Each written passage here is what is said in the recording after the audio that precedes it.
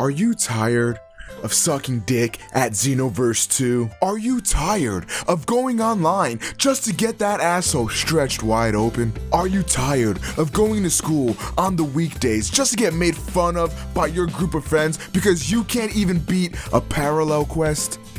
And are you tired of getting made fun of by little Johnny, the paraplegic kid down the street, because you can't even hold a controller yourself and you just get beat on Xenoverse 2 online? No offense to paraplegic kids, I didn't really know what else to say. I do apologize if you took offense to that. Well, have no fear, because this is your boy OmegaPro, and this is like a new little kind of like series thing that I'm gonna do, and I'm gonna teach you how to not suck dick at Xenoverse 2, okay?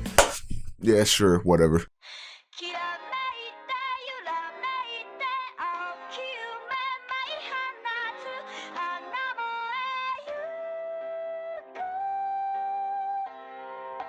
Hi, what's up, people of all different types of ages, races, genders, and yes, even you other species out there watching this video. My name is OmegaPro, and I'm here to teach you about some pretty important Xenoverse 2 tech that you gotta know if you want to be able to hold your own online, especially if it comes to like ranked or some shit like that. This is gonna put you a little bit of a step above some of the other players that might not know how to do this. So during the Xenoverse 2 beta, I was streaming a lot, right? Like I was streaming like all day, every day, and by every day I mean for the 2 days the fucking beta was on, but you catch the point. And during my streams, I would play in some endless lobbies or do some player matches with people, and I would do this technique called Snap Vanishing. I also heard it be called Step Vanishing, but fuck everybody else. I'm sticking with my definition. And Snap Vanishing is essentially the act of doing like a little bit of a teleportation technique, just like a few feet to the left or the right, forward or back of you. And what this is able to do is it creates mix-ups so that way your opponent has a harder time hitting you. In fact, instead of just saying it, why don't I let you see a clip? Here you go. Who? You? I haven't fought Dion yet. All I'm gonna say is Dion was #1 in the world, I was #3. And during my stream, a lot of people were like, yo, what is that? How are you doing that? I feel like a lot of people know how to do that, but this video is gonna be for the little bit of a beginner, you know what I'm saying? You just launched the game, you don't really know what the fuck to do. I got your back. Trust Papa Omega. So what I'm gonna do is first I'm gonna tell you how to do it, and then I'm gonna tell you why it's useful and when you should do it. Okay, here we go. I got my PS4 controller right here. If you plan on Xbox, then let's be serious, who's playing on Xbox? No, I'm just kidding. Last time I made that joke, Xbox fans was like, I play on Xbox, bitch. Actually, hold on, wait, time out. I have an Xbox One as well, guys. Please don't fucking shoot me. All right, so here we go. I'm gonna show you how I do the Snap Vanish technique. The way I do it might be a little bit different for you because I play on the Type-C controller layout, which makes the controller layout feel a lot like a Tenkaichi game, and it's just a lot more natural to me. So that's what I play as. If you play as Type A, I think it's extremely similar, except you just have to swap one button around, and I'll get to that in a second. So what I do is you have to press L1, right? This button, you know what I'm saying? The motherfucking L1 button, this top shoulder button right here for the one time. You press L1, go towards the direction you want to go towards with the thumbstick, whether that's left, right, down, or up. Whatever, you can go diagonal if you want, and then you press X too. Now the key to this is you have to press them all at the same time and within rapid succession. So when you see me doing these snap vanishes all the time, what I'm actually doing is I'm switching up my position where I'm at on the map. So I'll go, you know, left, right, you know, left, right, down, left. So you have to press them all at the same time. If you don't press them all at the same time, you can flub it. You even see me do that a few times where I'll jump instead of doing a snap vanish or something like that. So you just have to time it correctly. You'll get used to it. Trust me, it's not as hard as it may seem. It's very, very easy. The timing is pretty forgiving. So let's say you're not on Type-C. Then how do you do the snap vanish technique? I think it's pretty similar, except you just use L2 instead of L1. So you go L2 to the side and press X, and then you do it like that. I actually think that snap vanishing works better on the Type A control set rather than Type-C, but everything else about the combat I prefer with Type-C. And if you guys want me to go in depth on why I prefer Type-C or something like that, let me know in the comments. I'm here to help you get better. But anyway, let's talk about when you should be using this technique and why it's so useful. So in fighting games, there exists a method of what's called a neutral game. And this is essentially a point in the match where no one player is being aggressive and no one player is being defensive. This is right when you're feeling each other out, right before you start to strike or right before you start to go on the defensive. So what you do in most fighting games like Street Fighter and Smash Brothers, I'm gonna keep using those as examples because those are the games I know the most about, especially Smash Brothers.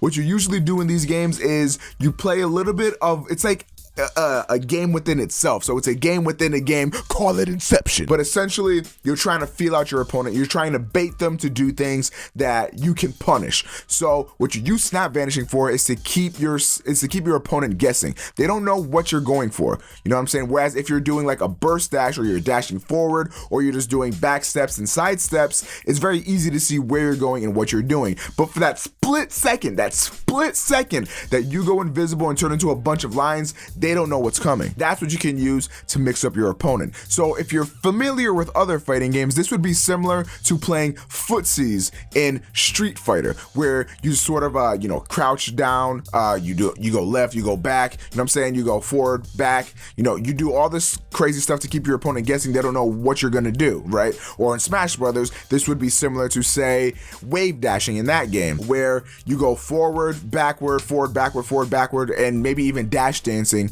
in Smash Brothers, where it's even more simple than that. But this keeps your opponent guessing, and if your opponent misreads you and goes for an attack, whereas you did something differently, like let's say they thought you were gonna Snap Vanish towards them, but you Snap Vanish backwards, then you now get to open them up and then you can punish them as opposed to them punishing you. So this is very useful when you guys have some distance between each other and you're just feeling each other out. So this could be right in the beginning of the match. In the beginning of every match, usually depends on who I'm playing and if we've played before or anything like that, but just to be safe, I just always go for a Snap Vanish, whether it's left, right, forward, backward, whatever the case may be. I feel it out, and whatever feels right in that situation, that's when I'll Snap Vanish. I have this little rule within myself, and essentially what this rule is if I don't know what to do, Snap Vanish, because Snap Vanishing isn't like completely punishable. Like let's say you do a bad Snap Vanish, it's not like it's the end of the world, you know what I'm saying? It's not like you missed a stamina break or something like that. Like you can recover pretty quickly from that. However, if you're Snap Vanishing predictably or you're Snap Vanishing the same every single time, you become a wide open book, because what somebody can actually do is if you keep doing the same Snap Vanishes, they can just sidestep you and then start punishing you as soon as you arrive from your Snap Vanish. So it's important to not overly spam this because you can easily get countered by doing so. But if you're playing a neutral game and you're trying to feel your opponent out, I still think there's no better way to maneuver than to use Snap Vanishes. One of the most important things about Snap Vanishing too is that they can be used without stamina. They do not require stamina or ki. So if you get your stamina broken, Snap Vanishing will become your best friend, because if your stamina is broken, you are ruined. You can't dash forward, you can't dash away, you're almost out of a line of defense because you can't block either, but you can Snap Vanish. And while you're in the process of Snap Vanishing, you can't get damaged. So if somebody goes to swing at you but you Snap Vanish, it's not like they're gonna hit you out of your Snap Vanish. It almost works like a sidestep in that regard, except it has some invincibility frames, it would seem, because you cannot get hit once you Snap Vanish to the side or whatever like that. So if somebody's gonna be overly aggressive on you because they broke your stamina, you can know, oh hey look, my stamina is broken, he's gonna come at me sideways now, so if I just use these Snap Vanishes to my advantage, then I can start going on him and then reversing the situation and maybe even get his stamina down. What you can also use a Snap Vanish for is after a Z Vanish or after your opponent Z Vanishes. And the Z Vanish is the thing that takes 2 stamina bars to sort of teleport behind your opponent. So what you can do with the Snap Vanish is similar to like a back step or a side step, is after you Z Vanish, you can Snap Vanish backwards or to the left or to the right, or even towards your opponent if you'd like to, if you want to try to go for some over prediction game a little bit, then you can go ahead and do that. Or let's say you go for a hit on an opponent and they Z vanish behind you, you can then immediately snap vanish to the left, to the right, backwards, or whatever. So that way, if they're the type of player that's always going to start attacking you immediately right after Z vanishing, you can snap vanish away, have them do the little combo, they'll miss, and in their recovery frames of them trying to recover from missing their attacks on you, you can go in on them and then keep extending your combo. So snap vanishing is one of the most essential parts, I think, in playing Xenoverse 2. It's very, very effective to maneuvering around your opponent. It's a very effective game or a very effective move to keep your neutral game at a high point, and I think that every single player that's playing Xenoverse 2 should know how to snap vanish. Anyway, this has been your friendly neighborhood OmegaPro. Thank you guys for watching my video. If you have any other questions on Xenoverse 2, you want to know more tips or tricks on Dragon Ball Xenoverse 2, feel free to let me know in the comment section down below. Leave a like rating if you did enjoy this video. Again, my name is OmegaPro. Subscribe if you're new, and I'm going to catch you guys in the next video. Peace.